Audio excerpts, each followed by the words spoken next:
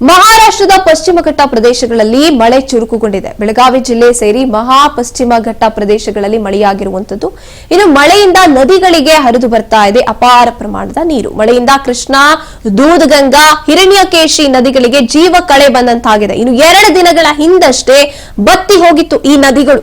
ಈಗ ನೀರು ಹರಿದು ಬರ್ತಾ ಇದೆ. ಕೃಷ್ಣಾ ಅಚ್ಚುಕಟ್ಟು ಪ್ರದೇಶಗಳಲ್ಲಿ 3-4 ದಿನಗಳಿಂದ ಭಾರಿ ಮಳೆಯಾಗ್ತಾ ಇರುವಂತದ್ದು.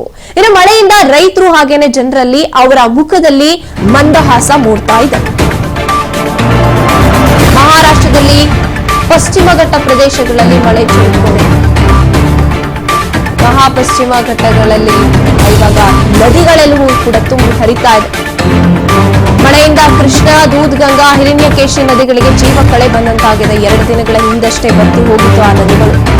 ಮಳೆ ಆಗ್ತಾ ಇಲ್ಲ, ಇನ್ನೇನ್ ಮಳೆ ಸಾಧ್ಯವೇ ಇಲ್ಲ. ನಾವು ಅಂದ್ರೆ ನೀರನ್ನ ನೋಡೋದಕ್ಕೆ ನದಿಗಳಲ್ಲಿ ಏನ್ಕೋತಿದ್ವು ಅಲ್ಲಿನ ಜನ. ಆದ್ರೆ ಈಗ ತುಂಬಿ ಹರಿತಾ ಇರೋದನ್ನ ಗಮನಿಸ್ತಾ ಇದ್ದೀವಿ. 2 ದಿನಗಳ ಹಿಂದಷ್ಟೇ ಖಾಲಿ ಹೊಡಿತಾ ಇತ್ತು. ಕೃಷ್ಣಾ ಅಚ್ಚುಕಟ್ಟು ಪ್ರದೇಶಗಳಲ್ಲಿ 3-4 ದಿನಗಳಿಂದ ಭಾರಿ ಮಳೆ ಆಗ್ತಾ ಇದೆ.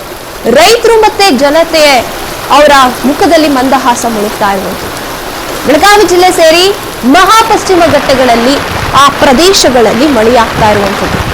ಇನ್ನು ಕೆಲವೊಂದು ಕಡೆ ಇನ್ನೂ ಜನ ಕಾಯ್ತಾ ಇದ್ದಾರೆ, ಇವತ್ತಾಗುತ್ತೆ ಮಳೆ, ನಾಳೆ ಆಗುತ್ತೆ ಅಂತ. ಆದ್ರೆ ಇಲ್ಲಿ ನದಿಗಳು ಬತ್ತು ಹೋಗುವಂತ ಸ್ಥಿತಿಗೆ ಬಂದಿದ್ವು. ಆದ್ರೆ ಇವಾಗ ತುಂಬಿ ಹರಿತಾ ಇರುವಂಥದ್ದು. ಮಂದಹಾಸದಿಂದ ಜೀವಿಸ್ತಾ ಇದ್ದಾರೆ ಅಲ್ಲಿನ ಜನತೆ.